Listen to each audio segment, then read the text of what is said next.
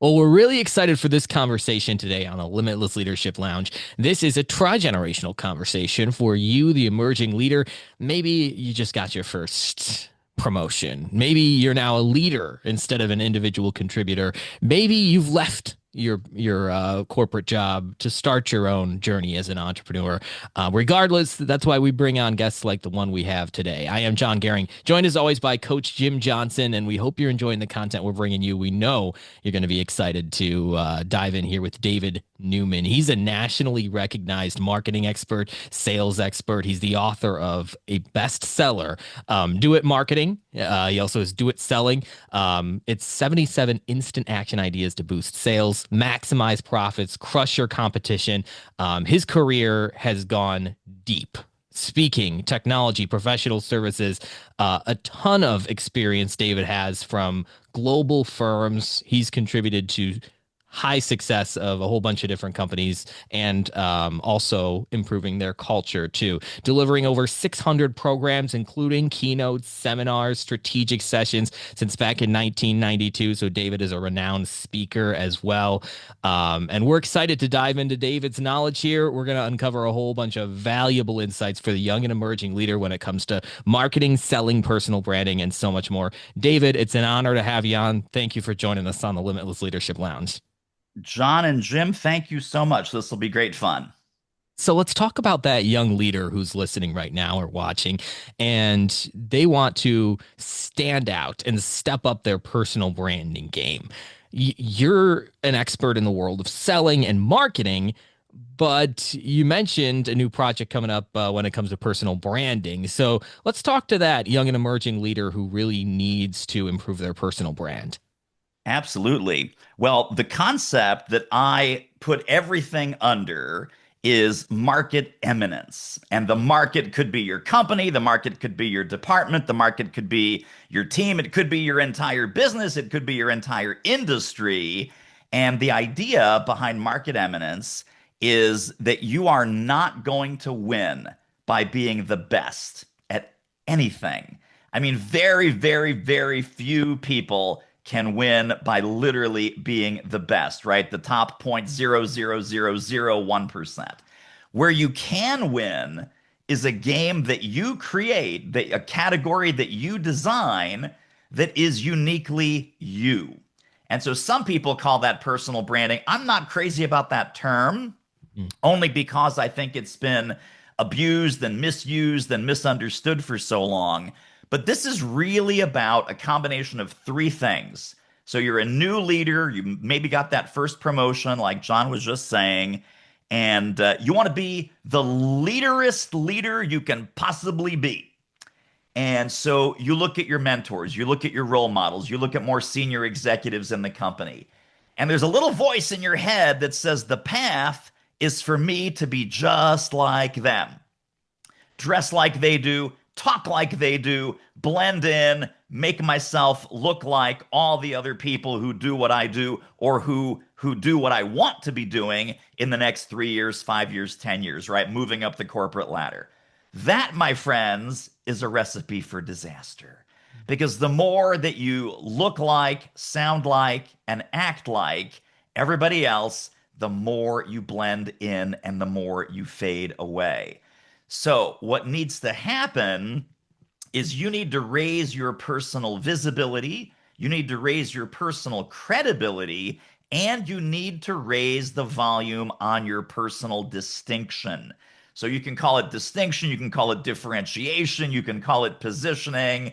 But for example, Jim Johnson, totally fantastic role model of what's going on here, right? Jim has put his personal thumbprint, his attitude, his story, his perspectives, his experiences, his battle scars, his war stories. He has imprinted those on everything that he does. He's certainly imprinted those on this podcast. He's imprinted those on his fantastic book. He's imprinted those on every keynote presentation that he gives to corporations and associations. And John, same in your world, right? It's like John needs to be the absolute bestest podcast guru in the universe, the best host, the best producer.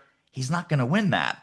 But what Jon Goehring can do is he can be the Jon Goehringist. This goes back, and again, for the old folks, I apologize. This is going to be an old reference to the Charlie Brown cartoon strip, where one of the criticisms that Charlie Brown always had, which was a perfect example of market eminence, of all the Charlie Browns in the world, you're the Charlie Browniest. And that, my friends, is the path to true leadership success, leadership distinction, and a very bright career moving up the leadership ladder. David, thanks for the kind words. And I do have to endorse because I got an opportunity for our YouTube fans that I read your great book, Do It Selling. My question, because I know you have three really good books, I know you're working on another one, but with Do It Selling, Do It Marketing, and Do It Speaking, I'm a young leader. Which one comes first? And delve into that a little bit to help them, with their eminence and that type of thing. Sure. So, this is basically like asking which of your children is your favorite. But in this case, because we're talking about inanimate objects that are printed between two covers of a book, I would tell young leaders to start with Do It Selling. Even if you're in a non-sales role, even if you have no aspirations to do anything with sales or selling, all of us, every single day, we are selling our ideas. We are selling our influence. We are selling our impact. We are selling and we are gaining buy-in for the ideas, the initiatives, and the projects that are important to us and our team and our department. So understanding sales psychology in any leadership or management role is absolutely vital. And I've seen a lot of potentially great leaders and managers who are in a non-sales role completely reject and completely set aside, oh, I'm not in sales. I don't like sales. I don't want to do sales. The reason I'm in a functional executive, the reason I'm in R&D, the reason I'm in operations, the reason I'm in whatever department of the company you're in is because I specifically did not want to sell. So I've seen so many of those folks sideswipe so much career success, be passed over for promotions, miss out on plum assignments, not get to be in the inner circle of who gets a seat at the strategic table because they don't have that inner sales mindset that we're not selling products, we're not selling services, because that's not your job role. That's not why you were hired. That's not your zone of genius. But whatever your zone of genius is, whatever leadership initiatives are important to you, you absolutely need to sell the value, sell the impact, gain buy-in, overcome resistance, understand the various sources of resistance, of why people might not want to support you, why people might feel threatened by your ideas, and how you can circumnavigate, not overcome. I'm not a big believer in overcoming objections. In fact, it's funny, Jim, one of the comments about the Do It Selling book is, well, David doesn't talk about overcoming objections. Well, every other sales book talks about overcoming objections. My methodology, training, and tools around selling is we need to avoid the objections coming up in the first place. So I'm not saying that in my world objections don't exist. In my world, we bake the anticipation of the objections into the game plan, just like you would on a professional sports team, just like you would in any endeavor. If you can see and foresee the obstacles in front of you, the best way not to have to encounter them is to avoid having them come up in the first place. So I think the non-sales executive will get a lot of ideas, strategies, tactics, tools, and tips out of the Do It Selling book. Now, this is where definitions are so tricky because we think about sales. We think about that annoying person who was just at my door just before this, talking about pest control. And I don't know how he's got like the whole neighborhood signed up or something. That's what sales is, right? That's door to door, or the emails that come in our inbox all the time. Hey, do you have 15 minutes to spare? No, I really don't. And most people don't, not to hear about your product anyway. So that's sales to a lot of people. But in Do It Selling, there's I don't even know if I want to call it sales, but that's just because I have the definition of sales kind of ingrained the way that a lot of us think of sales. Why is do it selling so important as well, not just for the salesperson, traditionally speaking, but for anyone, like you said, David, selling themselves? Yes, absolutely. I'm so glad you brought this up. One very important detail that I forgot to mention is that the Do It Selling book was specifically written for people who hate to sell. So the entrepreneur, the solopreneur, the individual contributor, people who really reject the premise of having or wanting to sell anything, but they find themselves in circumstances where that becomes necessary.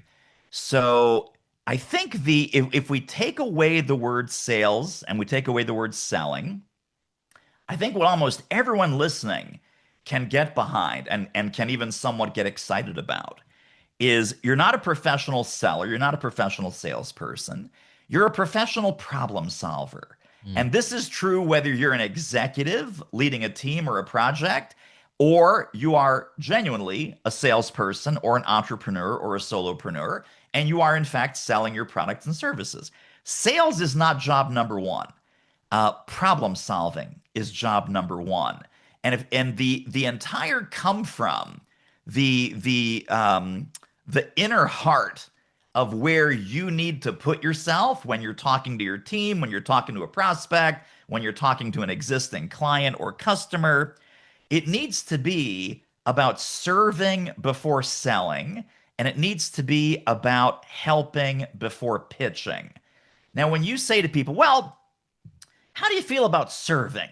How do you feel about being a servant leader? How do you feel about service first, about helping first? Most people will not reject that. Oh my God, that's the last thing I want to do. Jim, John, are you crazy? Why would I be in a helping position? Why would I want to serve anybody? Like no one rejects that, right? That's silly. That's just kind of, ridiculous. If you say, however, it is your job to sell this project, sell this initiative, sell this big change, and that's really sales does come down, any kind of sales. Uh, Inner sales, outer sales, product sales, service sales, idea sales. What we're really selling is change. And as human beings, people sometimes don't like change. Maybe most of the time, they don't like change unless they see exactly and specifically how it's going to help and serve them, help and serve their goals, help and serve what's important to them, help and serve the propagation of their values or their ideas or things that they hold near and dear. And if we can reframe the entire sales and selling conversation, whether that's in a leadership context or a sales context, into strategically solving problems by serving and helping, I think a lot of that resistance can melt away. Mhm. It's a great point. David, I know being a leader and, we're trying to help these young leaders. One of the things, and I think you weave this masterfully throughout your book and Do It Selling. To me, as a leader, I've got to work on building relationships, with my team members. Yeah. So give us two or three ideas, whether it's from the book or just with your work, of how you can help that young leader build better relationships. I think the key to building a helpful, productive relationship is, and this is no big surprise. This will not shock anyone out of their chair, I don't think. Um, Figure out what is important to that other person, and the best way to do that is with a natural sense of curiosity. Mm. So ask more questions. When we talk about building relationships, we talk about networking, we talk about all of these things. People have a natural hesitancy because they don't want to come across as a blowhard. No one wants to hear your 30-second elevator pitch. No one wants to hear your 5-minute spiel on whatever. And we mistake this concept of relationship building for talking. And relationship building is not talking. Relationship building is listening. And the best thing that you can listen for is the questions that you yourself ask. So understand, I go through this actually, Jim, as you know, in the Do It Selling book, that there's multiple levels of questioning, right? There's the surface level questions that most people are, kind of naturally ask because they're introductory, they're very, very basic. I invite people to go to a level 2, level 3, or level 4 question. In other words, find the problem behind the problem. Find the issue behind the issue. Find the objection behind the objection. And sometimes the most powerful words you will use in a a genuine curiosity based conversation, it's not the clever wordplay or the way that you phrase the question. It could be a very simple question that's followed up with, gosh, no, really? Wow, that sounds terrible. Oh my goodness. No, that can't be. And so what we're doing there is we're doing empathetic listening that opens the door for the person to go further. So if you ask a level 1 question, you get a surface level answer. You ask a level 2 question, well, tell me where do you think that problem originated? Is a great example of a level 2 question. And then they will tell you, well, it could be that we did this and we forgot to do that, and we didn't bring the R&D department in soon enough, and we sort of overpromised, and the project went sideways from there. Then you don't need to ask a third level question. You can simply listen, truly receive what they said, and just start shaking your head in a very empathetic, serious way and saying, gosh, that sounds terrible. Now, I'm not saying just say those words. I'm saying you really feel that, right? This is a genuine conversation. I'm simply illustrating it for the sake of our conversation here today. This is not about acting. This is not about faking it. This is not about clever lines or manipulation. Someone tells you, oh, my dog got sick over the weekend, threw up all over the floor, had to take him to the emergency vet on Sunday night. You would not just sit there and go, mm-hmm. Okay, so what kind of dog is it? Right? You'd say, oh no, that's terrible. What did he eat something in the yard, or what happened? And then they tell you he ate an entire bag of coffee beans. Coffee beans? No. Yes. Not only that, but they were chocolate coffee beans. And dogs really don't do well with chocolate and blah blah. That's terrible. And we're just having a natural conversation, but those I call those verbal punctuation, right? No, you're kidding. Gosh, that's terrible. How, oh my goodness. This keeps the person talking. And remember, trust is built when they're talking, not when you're talking. When you're talking, in fact, one of my sales mentors, and I put this in the book, and I think John and Jim, you'll both enjoy this one-liner because it keeps people honest in any sort of conversation, leadership conversation, sales conversation, whatever it may be. The line is that a prospect who is listening is not a prospect. It's like, what in the world does that mean? It's like, well, think about it. A prospect who is listening to you, that's not a good prospect, situation. So what does that mean? Oh, a prospect who's talking is a prospect. So a team member who's listening to you, the leader, yak away, they're not really an engaged team member. An engaged team member is not a team member who's listening to you. An engaged team member is a team member who's talking. And they're telling you what's important, what's not important, what are their goals, what are their objectives, why are their objectives, what do they really want to get out of this situation, etc. So whether you're in the leadership seat or you're in the sales seat, asking those questions and then digging deeper from a place of natural curiosity, that's going to become your relationship building superpower. Mm-hmm. David Newman is the author of Do It Selling, Do It Marketing, Do It Speaking. Actually, we were talking about Do It Selling, and David, you pretty much turned selling on its head, saying that selling isn't really what a lot of us think of selling to be, at least not in the traditional sense. So if you did that to selling, I can't imagine what you've done to marketing. And I want to talk about that too, because that's also your website, doitmarketing.com. And one thing that's huge in marketing and selling, and the lines kind of get blurred here, but it's networking connections, right? And we've all been on those networking calls, those 30-minute Yes. coffee chats, for lack of a better term, right? And I think those can be great, but those also can just be this odd exchange of, hey, will you be a referral partner for me? Sure. Or will I be a referral partner for you? Okay, cool. But it lacks what you're talking about, that verbal punctuation, that true empathy that goes deeper. So whether it be from do it selling, from do it marketing, from a combination of both, how can we make better networking conversations in person, virtually, anywhere? So I think networking. It's funny because I used to I used to be very much against networking for the exact reasons, John, that you just mentioned. It's amorphous. People make these connections. Like, am I supposed to be a prospect for him? Is he supposed to be a prospect for me? Because here's the kind of introduction that I think is completely useless.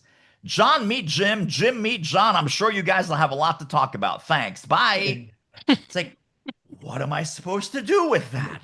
I don't know. Is John a prospect for Jim? Is Jim a prospect for John?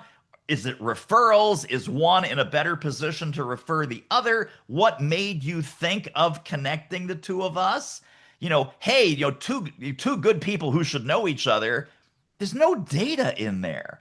So compare that to John is a brilliant. So let's say that I were to introduce you two, which of course doesn't need to happen because you've already built an empire together. It's amazing. But let's say we turn back the hands of time and I know Jim and I know John.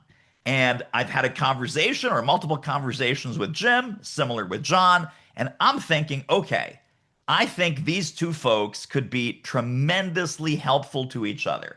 So I'm going to write an email. I'm going to write that three-way email.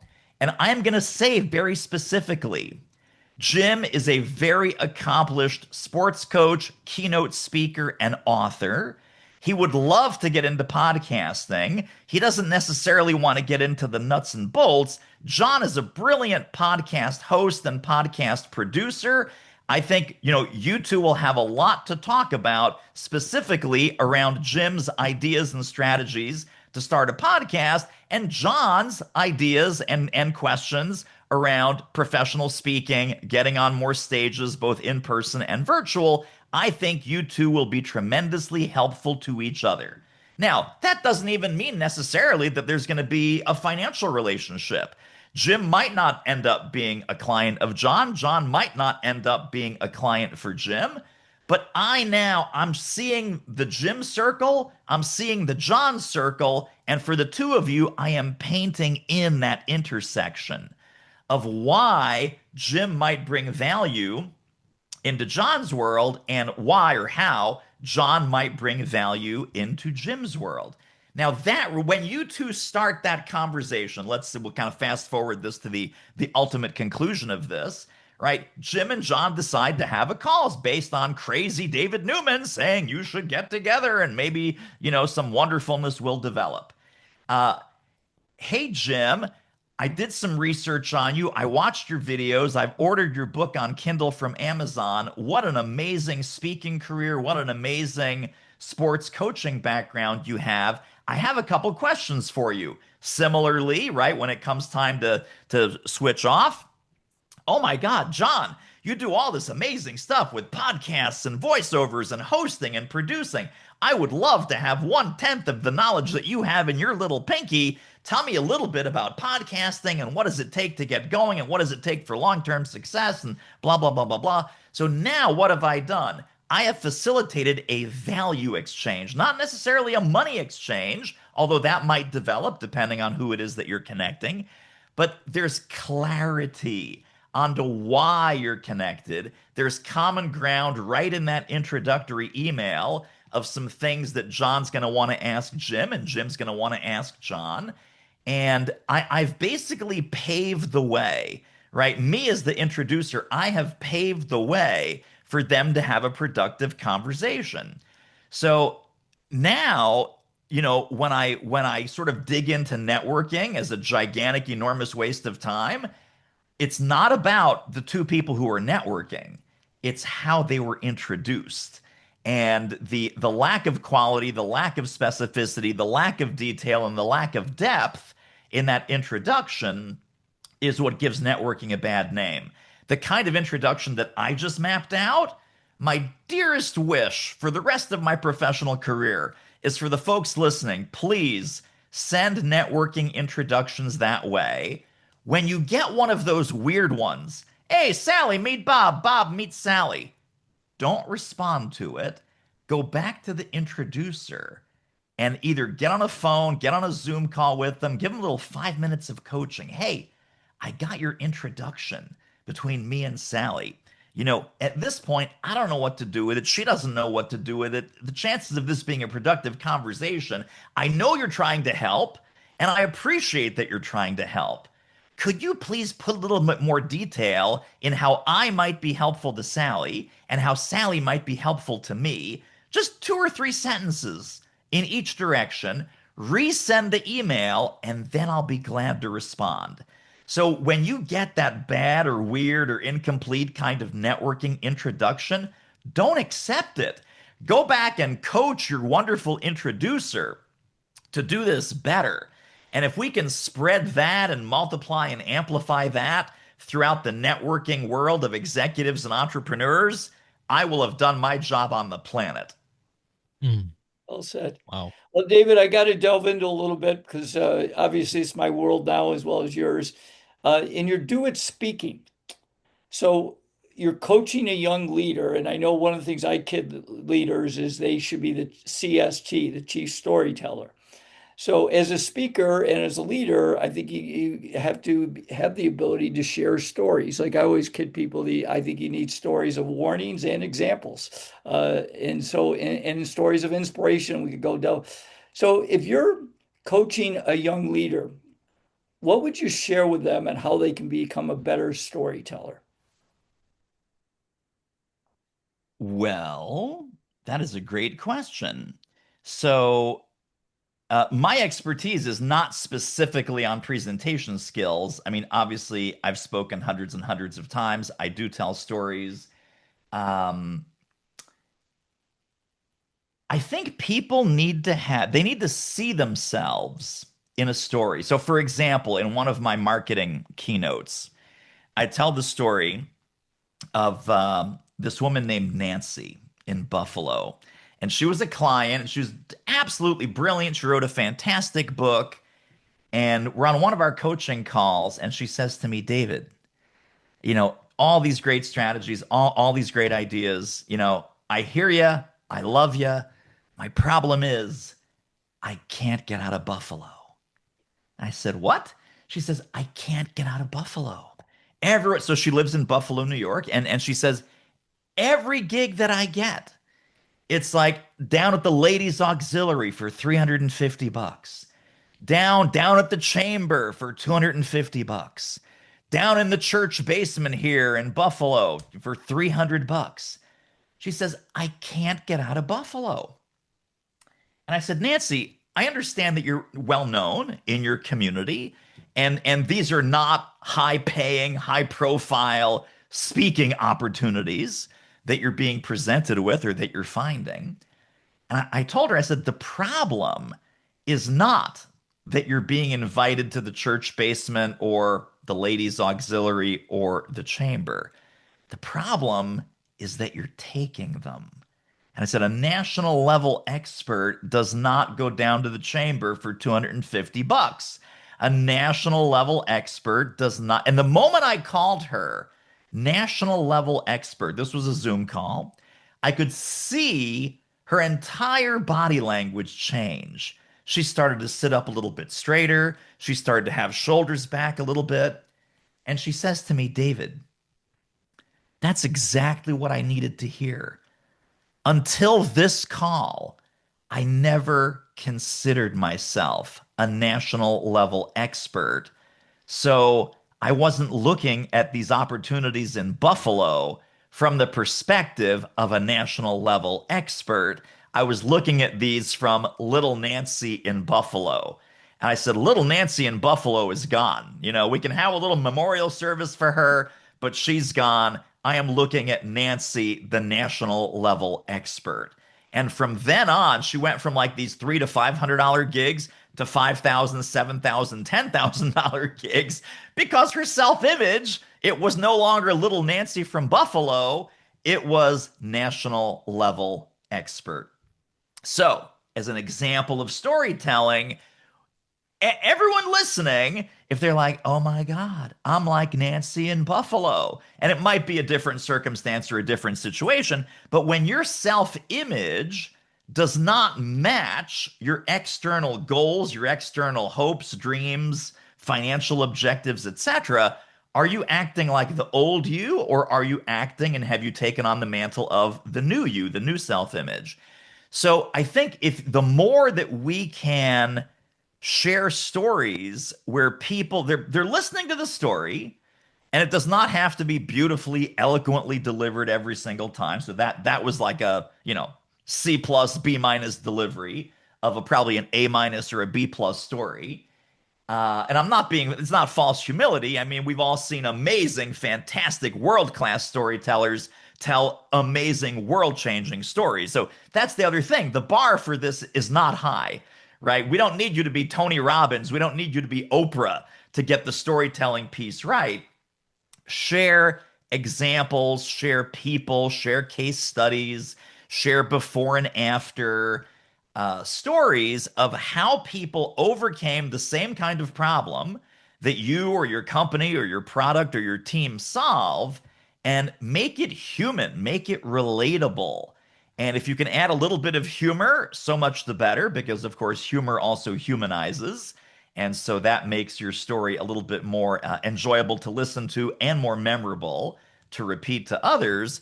But I think that's the key, is that, Jim, the stories that we tell, the listeners can put themselves in the story and say, there's an element of that that's just like me, just like my experience, just like what I'm going through, just what I'm thinking, just what I'm feeling, just the way I've been holding myself back.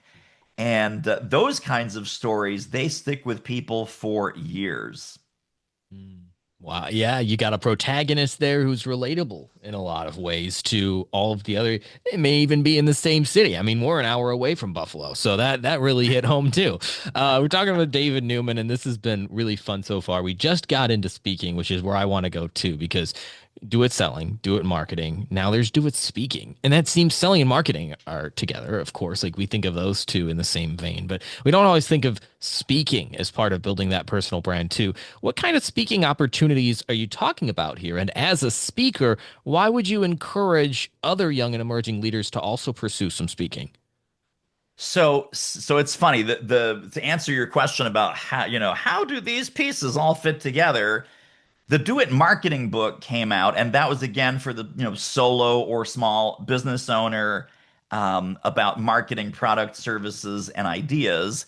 I realized that thought leadership marketing, when I wrote that book, thought leadership marketing was really the only kind of marketing that would be effective. And so part of thought leadership marketing, there's three legs of that stool. There's writing, there's publishing, and I'm sorry, there's writing, there's speaking, and there is social media.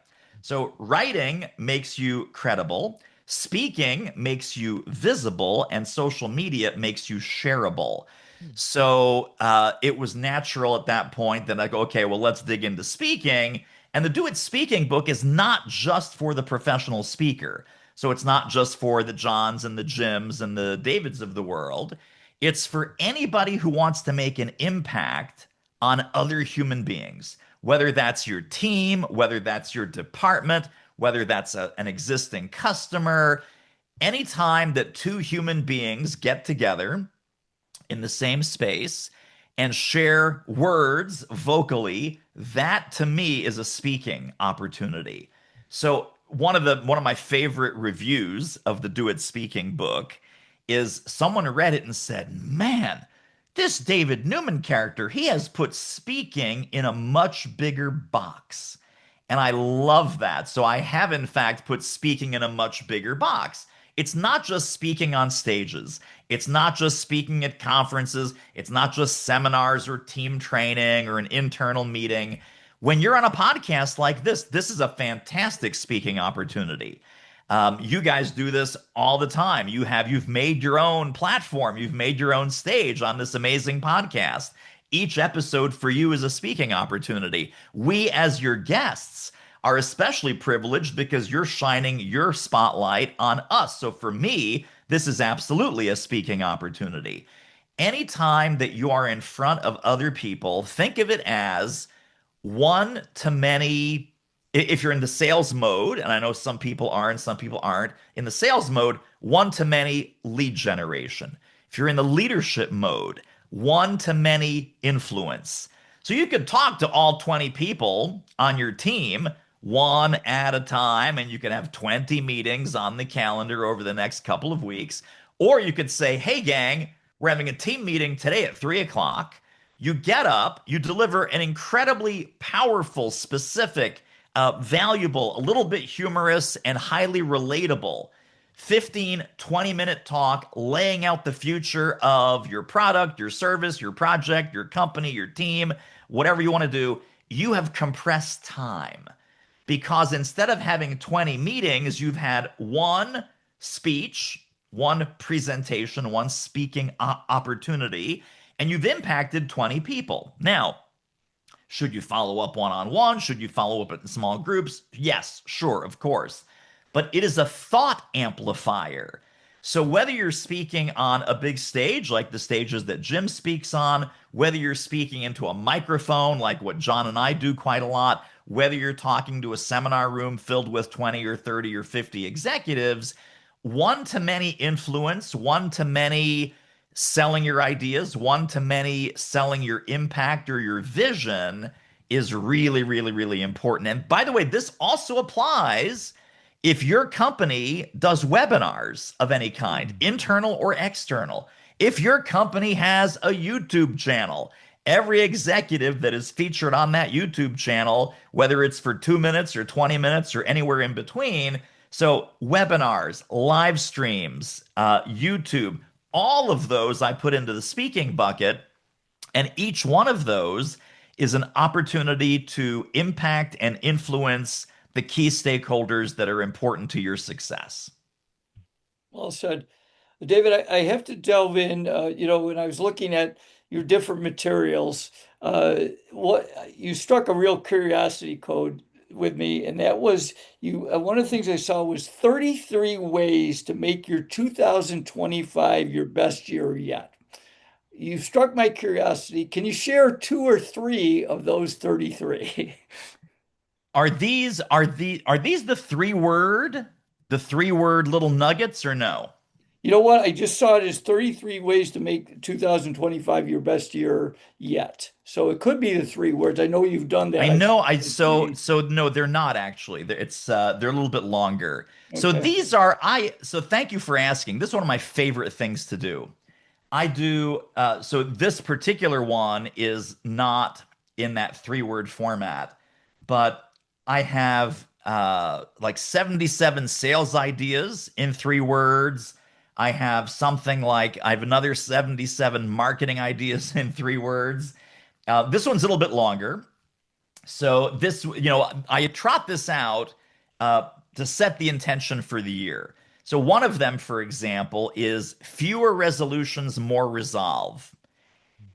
This is about, and so each one of these 33 is a little fortune cookie, right? Let's say 4 to 10 words, and they're guiding principles that I have found helpful in my life and in my business.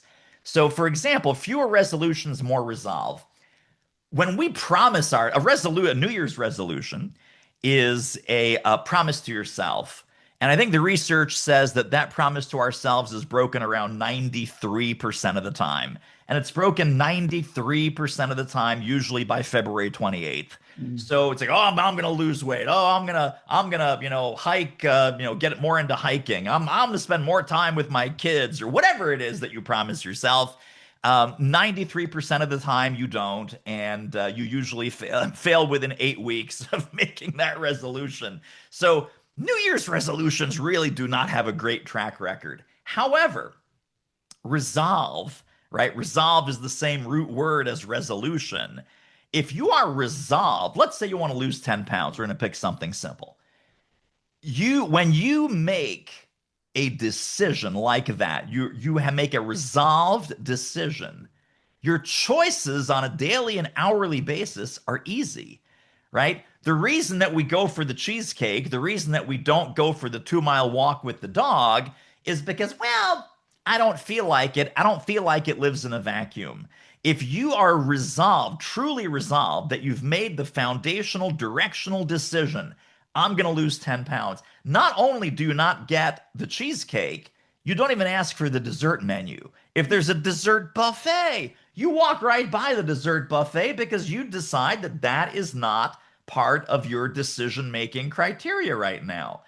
So that's related to another one of my little favorite isms or sayings, that once you've made a decision, your choices are easy, right? Suit up, take the 2 mile walk with the dog, do not look at the dessert bar, do not order the cheesecake. These things are easy.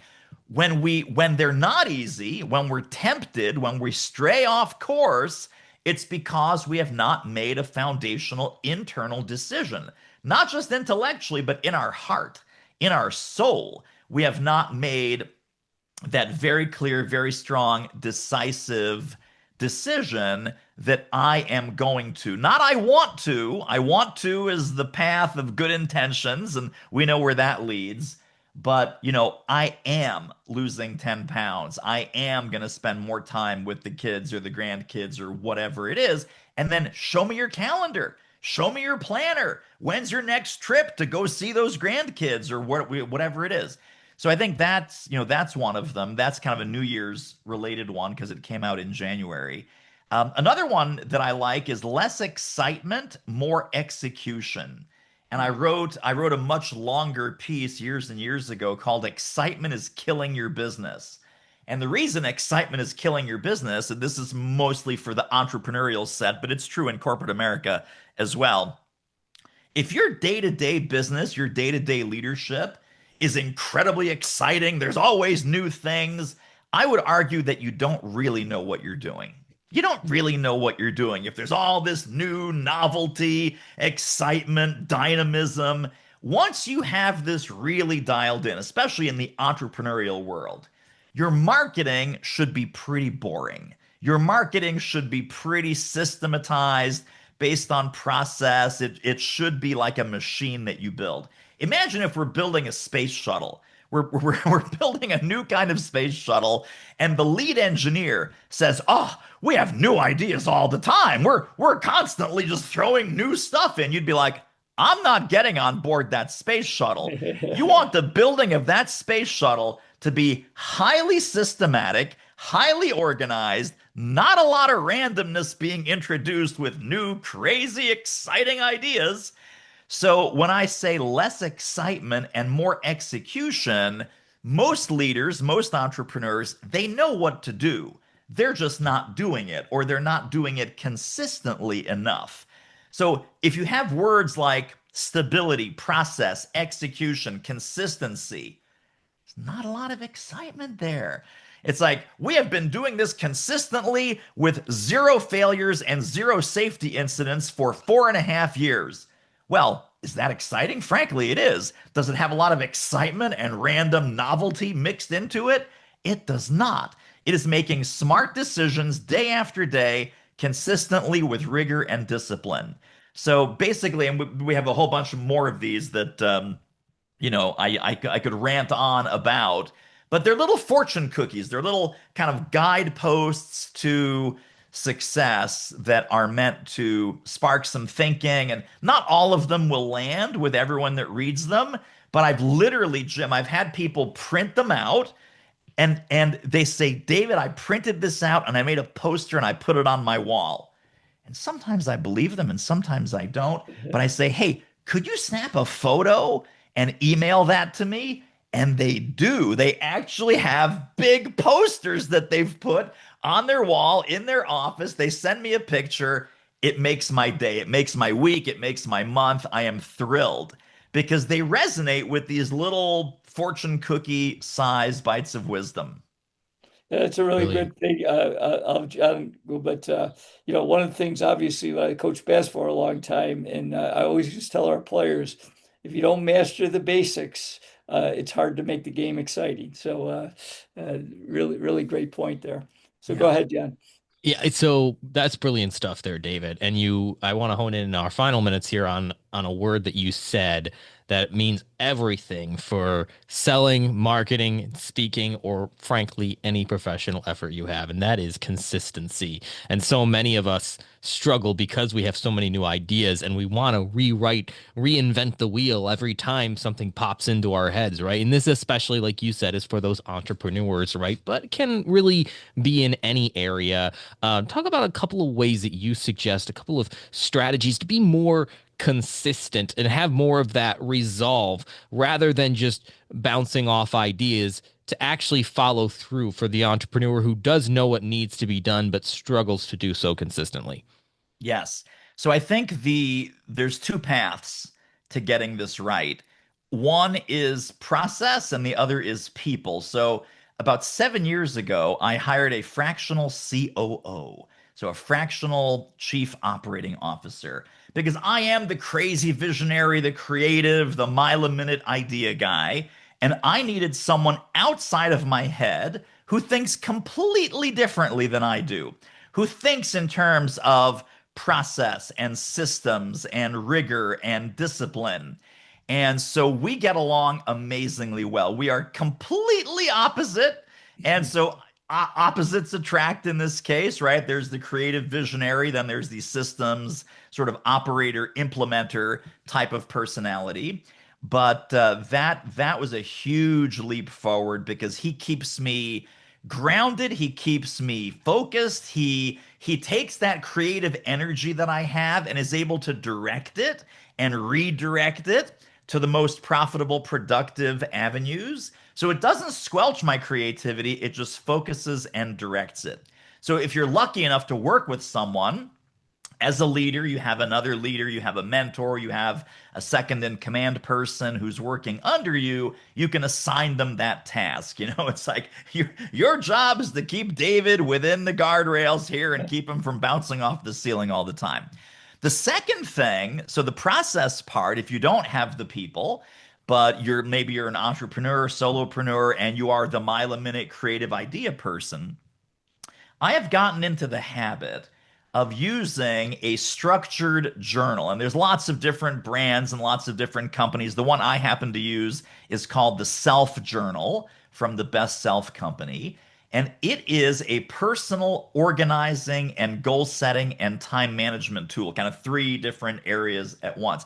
It is a very simple practice. It's 10 minutes in the morning, it's 10 minutes at night. The morning routine is you list three items that you're grateful for.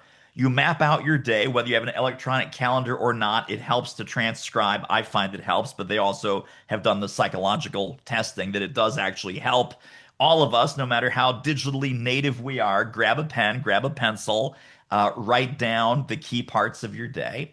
Then you want to put in your three big goals. The three big goals for that day are the definition that the Best Self Journal uses is if you got nothing else done that day except those three things, you would still consider the day a success. Then there's an area for there's an inspirational quote, and then that's the end of the morning routine. The evening routine is lessons learned, which, not putting it kindly, is like areas where you screwed up, but lessons learned. Three big wins of the day. That's very, very important because that's positive reinforcement and positive progress. And then evening gratitude. So it's gratitude in the morning, gratitude at night, set the intention for the day, three big goals, inspiration, reflection, end of the day, lessons learned, the big wins from the day, and the evening gratitude as the book ends there.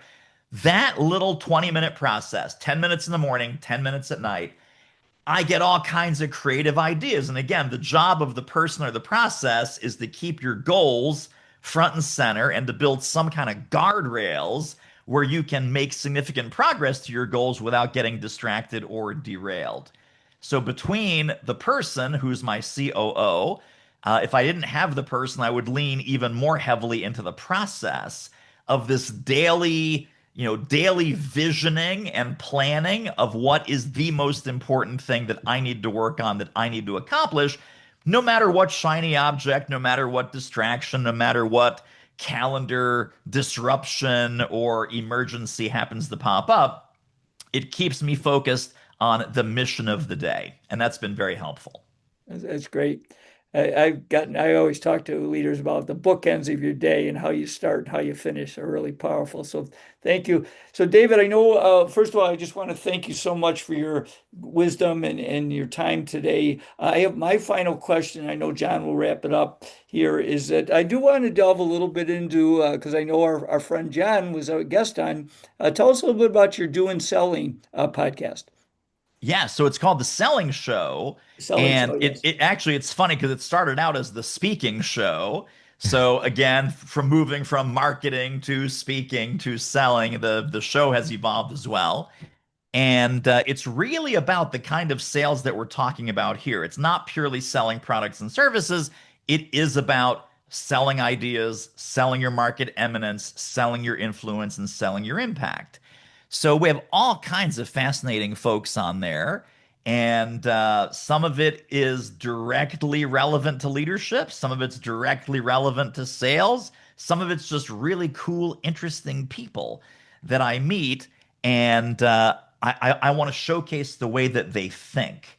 And so the reason that I say it that way, it's not about showcasing their books or their speaking or their company. It's showcasing the way that they think. In the age of AI, the how-to information, no matter what brilliant person you talk to, the how-to information in any realm has been totally commoditized, digitized. AI can now grab any how-to information and make all kinds of amazing things with it. I think where the humans, at least for now, where the humans can still win is how to think, what to believe. So, different mindsets, different frameworks, different ways to process the world as we know it. So, how to think, what to believe, and how to get ready for what's coming next. Because as of this moment, AI is not really great at doing any of those three things, and humans are still top of the food chain. So leave behind the how-to information. This is what we try and do on the show as well, is leave behind the how-to, refocus on how to think, what to believe, and how to get ready for what's coming next in any area of endeavor or professional pursuit. And that's what that show is about. So thank you for asking, Jim. Great. And wherever you found this, you can find that, The Selling Show. And I really had a blast with our conversation about podcasting, David. So thank you for that opportunity. And thank you for putting out all that good content. I mean, you got what, 400 plus episodes? It's something crazy. Yeah. Yeah, You we're are past 450 now, actually. Wow. you are crushing and putting out great content. And speaking of your content, David, I know doitmarketing.com/hello is one way to learn more. How can someone get more of David Newman? Because we all want that. And how can we get in touch with you? Yes, yes, yes, yes. So everything is all in one handy spot, which is doitmarketing.com/hello, just as Jon mentioned a moment ago. There's resources, there's videos, there's PDF downloads, there's podcast episodes, there's all kinds of fun things there, and including how to get in touch with me. And I'm available on all the social media. LinkedIn might make the most sense, but that's also on there. So if you want to delve into some more free resources and some big ideas to help you with marketing or selling or speaking or to build your own market eminence and your personal brand, doitmarketing.com/hello is the place to start. And David, you talked about the building your market eminence early on, and you mentioned you teased that book that you're working on. So when can we expect that? Are you still in the early stages of that? No pressure. No, it's actually it's thank you for asking. It's middle stages, and so Okay. it should be out by November or December of 2025. Beautiful. Wow. Good for All you. right. doitmarketing.com/hello. We learned so much from you, David. Excited to continue our conversation and our relationship with you. Thank you so much for your time today. Jim and John, it was so great, and I can't wait for what's next.